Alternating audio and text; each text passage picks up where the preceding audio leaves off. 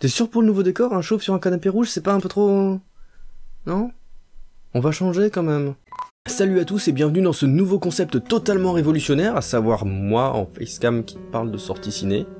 Voilà, c'est un truc totalement révolutionnaire, jamais fait. Je pense à déposer le concept, hein, ça me semble être une très bonne idée. Je tiens à le préciser tout de suite, non, ça ne va pas remplacer les bullshitomètres, hein, vous inquiétez pas. C'est juste que là, j'avais envie de tester, voir ce que ça donne en mode vlog, et donc voir si c'est intéressant à faire, et si ça vous plaît, et si c'est intéressant et que ça vous plaît, bah peut-être que j'en referai, et...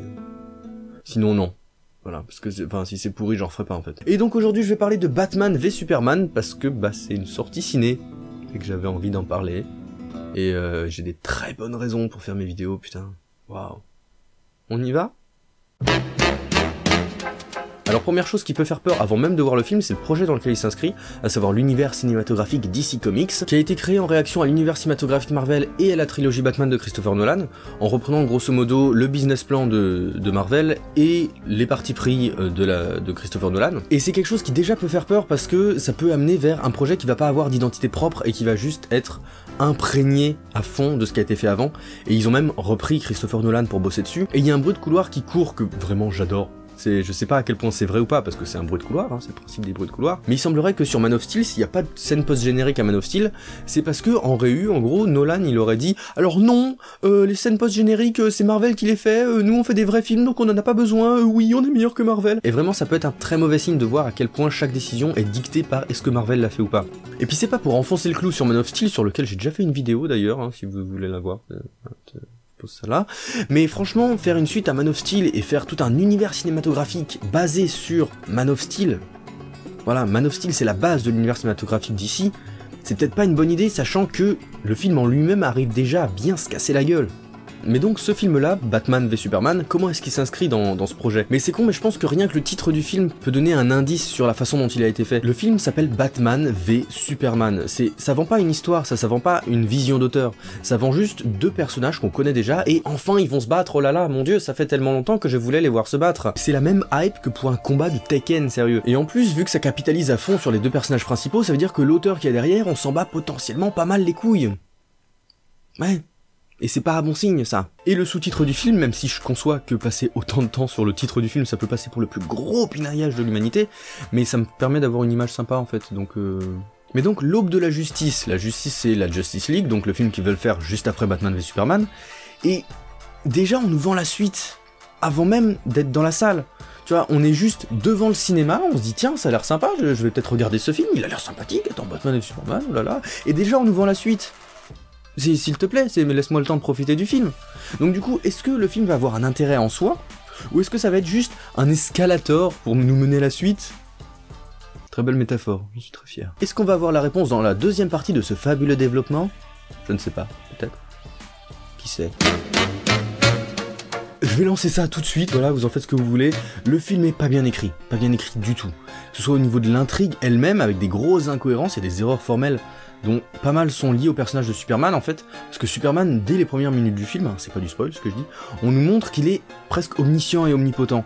Il y a Lois qui est dans une certaine galère, et on voit qu'il la repère et qu'il arrive à la sauver en 5 secondes top chrono, alors qu'elle est super loin, elle est impossible à trouver, tu vois. Et lui, il y arrive tranquille, tu vois, pas de problème. Donc, c'est un personnage totalement cheaté, et donc du coup, pour qu'il y ait de l'enjeu et pour qu'il risque des choses, il faut tricher avec lui, et c'est ça le problème, c'est que il y a pas mal de moments où s'il y a de l'enjeu, c'est uniquement parce qu'il oublie d'utiliser ses pouvoirs, ou parce que d'un coup il est con.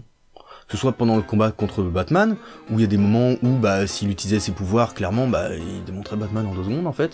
Ou alors même pour le plan du grand méchant, je vais pas dire qui c'est, oulala, mais le grand méchant à un moment, il kidnappe une personne, je ne dirais pas qui, et Superman se dit bah tiens je ne veux pas que cette personne meure en fait, donc du coup voilà. Et donc le plan du méchant repose là-dessus, et Superman, selon les pouvoirs qu'on a appris qu'il a au début du film, il devrait pouvoir retrouver cette personne tranquille en 5 secondes en fait. Mais là il y arrive pas. Voilà, il y a des grosses incohérences de ce niveau-là, il y a des problèmes de temporalité qui s'écoulent de manière un peu chelou, il y a des lieux qui devraient être gardés avec des gardes et tout, et des caméras, et il y a ni garde ni caméra, et c'est en mode ah tiens, allez-y, tranquille, porte ouverte. Il y a des astuces d'écriture qui sont réutilisées jusqu'à la moelle, putain, c'est... La demoiselle en détresse par exemple, c'est la figure de la demoiselle en détresse, c'est une femme se fait kidnapper, ou alors est dans une sacrée galère, et oh là là, peut-être qu'elle va mourir, on sait pas, et il faut qu'il y ait un personnage principal, masculin si possible, hein, qui va la sauver. Et bah dans le film, ça arrive 4 fois. Oui, j'ai fait 3 avec les doigts, j'en ai rien à foutre, ça arrive 4 fois, ok? Et c'est pas bien, parce que à ce niveau-là, on s'en rend compte. Une fois, ok, 2 fois, bon, voilà, 3 fois, mais 4 fois, c'est de la fainéantise à ce niveau-là. Faites des efforts, s'il vous plaît. L'écriture est pas bien. Pour rester sur les problèmes d'écriture, il y a quelques bugs de continuité avec Man of Steel, ce qui est con, parce que bah il y a un seul film à respecter, en fait, donc s'il vous plaît, quoi. Mais d'un autre côté, Man of Steel, c'était une sacrée daube avec pas mal d'incohérences en soi, donc, voilà, je comprends que ce soit dur à respecter. Mais par exemple, au niveau du fonctionnement du vaisseau des méchants du premier film, qui réapparaît dans le deuxième, je vais pas spoiler les trucs intéressants, mais par exemple, on apprend d'un coup que le vaisseau fonctionne avec des systèmes de reconnaissance digitale. Et non, dans le premier film, pas du tout. Ça fonctionne avec la pensée, des trucs comme ça. Là, d'un coup, digital, parce que bah c'est pratique. Et puis il y a d'autres trucs aussi, hein. Là, ça peut donner l'impression d'un pinaillage, genre ah là là, c'est pas exactement comme je voulais, mais il y a d'autres trucs, c'est juste que je veux pas spoiler non plus, quoi. Mais à part ça, la continuité est pas trop mal gérée quand même, c'est pas trop dégueulasse, mais encore une fois, s'ils avaient raté, ce serait une putain de preuve d'incompétence, parce que franchement, il y a un seul film à respecter avant, quoi. S'il vous plaît.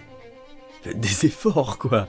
C'est engager des gens qui savent écrire, faites quelque chose, quoi. Et le film met en place des éléments pour les prochaines suites, donc peut-être que les suites seront plus cohérentes. Ah ah, ce serait cool. Mais par contre, il le fait pas très bien, c'est-à-dire que, pas de spoil, encore une fois, mais il y a un personnage de la Justice League qui est bien amené, et qui est franchement bien posé et tout, c'est cool. Mais les autres, c'est juste des espèces de caméos mal foutus posés à la zob, genre, tiens, ouais, on peut le poser là, donc on va le poser là, on fait ce qu'on peut, quoi. Et c'est pas très bien fait, quoi. On sent qu'ils ont dû rajouter des trucs en lien avec l'univers cinématographique DC Comics, mais qui les ont posés un petit peu comme ils pouvaient parce que ça a pas trop de rapport avec ce que le film raconte en soi. Bon point, ce film est un vrai film en soi. C'est un super bon point, parce que là, j'avais vraiment peur que ce soit pas le cas. Il y a une histoire autoconclusive, il y a un vrai méchant qui est développé et qui est pas juste placé là, genre oui, pour la suite, on va le réutiliser. Et l'identité du méchant, je pense que je peux le dire, vu que c'est révélé dans les bandes annonces en fait, donc voilà. C'est Lex Luthor. Oh là là, que de révélations, qui a une évolution que je trouve assez intéressante. Au début du film, j'avais presque l'impression qu'il avait transformé en comic relief, genre ouais, lui ça va pas être le vrai méchant, juste on le laisse là et il va être marrant.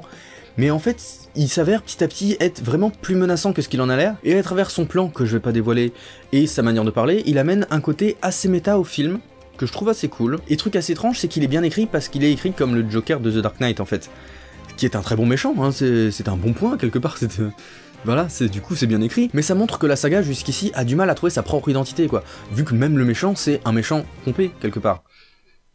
Faites des efforts, s'il vous plaît. Et puis petite parenthèse, enfin vraiment c'est débile, mais enfin il y a une origin story sur le fait de pourquoi il devient chauve.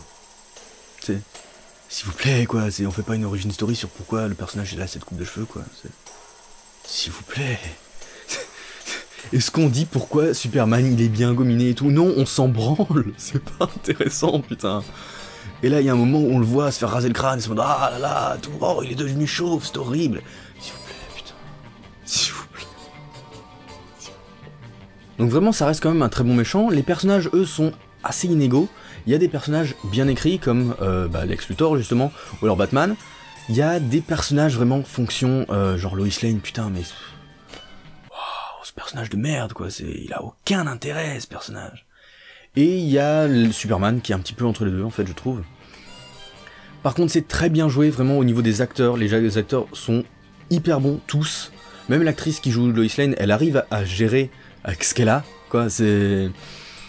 Vraiment, elle a les pires dialogues du monde, mais elle arrive quand même à bien les jouer. Donc, félicitations, franchement. Donc c'est bien joué, mais du coup, au niveau des dialogues, il y a des moments où ça sonne un petit peu too much, je trouve. Parce que c'est quelque chose que je reprochais déjà à Man of Steel, c'est des dialogues en punchline, quoi. Et les punchlines, c'est fait pour impacter, c'est fait pour avoir un impact direct, bam, c'est cool, tu vois. Genre c'est cool ce que je dis, c'est cool ce qui répond, c'est cool ce que je dis, c'est cool ce qui répond. C'est pas fait pour sonner naturel. Et donc du coup, il y a des moments où... pas de spoil, encore une fois, c'est dans les premières minutes, mais... Lois, c'est la pire reporter du monde, quoi. Parce qu'elle est face à un plus ou moins terroriste, et donc... elle fait un reportage sur lui, et elle dit « Vous êtes un terroriste ?» Elle le joue mieux, mais elle dit ça. Et putain, quoi, c'est quoi ces dialogues de merde? Mais donc ça c'est l'écriture, mais Zack Snyder, lui, le gars qui s'occupe de faire des belles images là-dessus, qu'est-ce qu'il en a fait de tout ça? Ah ah. Encore une fois, la pire transition du monde, hein, c'est pour la 3ème partie, je suis désolé. On fait comme on peut. Alors déjà, il y a un truc qui est vachement sympa, pas révolutionnaire, hein, mais vachement sympa quand même, c'est que contrairement à Man of Steel où il y a une direction, à savoir on met tout en noir et blanc, et c'est marre, ça y est, c'est fini, c'est tout ce qu'on a comme vision, bah là la réal s'adapte au personnage au niveau de la colorimétrie, mais aussi au niveau de la façon de poser les plans, combien de temps les faire durer, ce genre de choses. Et donc par exemple, pour les scènes avec Batman, ça se remarque surtout sur les scènes d'action je trouve, mais pour les scènes avec Batman, les plans vont être un peu plus longs, et couplé au fait d'avoir une colorimétrie plutôt noirâtre, grisâtre, un petit peu comme son costume, toi-même tu sais, du coup ça rend le personnage plus lourd, ce qui est assez intéressant parce que le personnage est lourd, comme par hasard. Et à contrario, Superman, lui, il va avoir des scènes beaucoup plus cut, parce qu'il va trop vite, tu vois, tu peux pas le suivre avec une caméra, et avec des couleurs beaucoup plus saturées, même chromées par moments, pour faire ressortir le côté biblique du personnage, et des visuels pour mettre en avant le côté biblique, ça, il y en a beaucoup, franchement, c'est... on sent que Zack Snyder, c'est un peu son délire, c'est un petit peu sa marotte. Je suis désolé d'avoir placé cet extrait à ce moment-là, c'était un accident. Et les scènes d'action, le gars a tellement géré, c'est fou. C'est déjà, ça s'adapte suivant les personnages, ce qui est déjà bien, mais en plus, il y a des idées de mise en scène supplémentaires qui sont vachement intéressantes. Par exemple, dans le combat entre Batman et Superman, sans trop spoiler, à un moment, il y en a un des deux qui prend un évier et qui assomme l'autre avec un évier. Bon, et comme ça, j'avoue, c'est pas très classe. Mais à ce moment-là, ce combat qui a une envergure dantesque, vraiment un truc vraiment fou, avec un build-up qui dure pendant 1h30, quelque chose comme ça, c'est un gros truc quoi. À ce moment-là, le combat revient à une envergure plus humaine, presque la vie de tous les jours quoi, même si dans la vie de tous les jours tu prends pas un évier pour le casser sur quelqu'un, mais il y a le côté, c'est la vie, c'est la vraie vie. Et c'est assez intelligent de ramener au côté humain des personnages à ce moment-là. Et aussi, au niveau de la scène d'action finale, que je vais pas dire qui de quoi, qu'est-ce qu'il y a, qu'est-ce qui se passe, qui sont les personnages et tout, je dis rien, mais l'impression de puissance est tellement folle. Au niveau du jeu des couleurs, au niveau du clair-obscur, il y a un côté très baroque. Même si ouais, ça donne l'impression que je me la pète de ouf quand je dis « Ah, c'est très baroque ». Mais vraiment, Zack Snyder, là, à ce moment-là, il fait des trucs très très baroques. Et ça donne une impression de puissance, mais folle. Et il y a un jeu assez sympa sur la réalité, le rêve, l'allégorie, tout ça. Avec des moments où Snyder, il va ralentir l'intrigue, ou alors carrément mettre de côté tout ça pendant 5 minutes, et faire un tableau en mouvement.